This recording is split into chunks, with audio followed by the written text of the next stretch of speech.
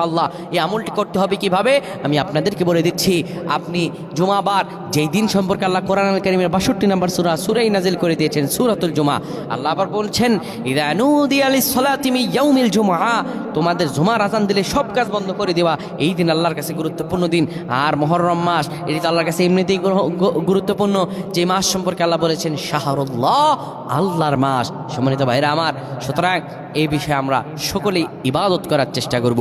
ভাইরা আমার, এই মুহররম মাসের শুক্রবার আল্লাহর কাছে গুরুত্বপূর্ণ দিন। এই দিন আপনি আসর নামাজের পরে কিবলামুখী হয়ে বসে যাবেন। কারোর সঙ্গে কথা বলবেন না। আপনি অভাবে আছেন, অভাব দূর হয়ে যাবে। ঋণগ্রস্ত আছেন, ঋণগ্রস্ত দূর হয়ে যাবে। বিপদ আপদ আছে, কেটে যাবে।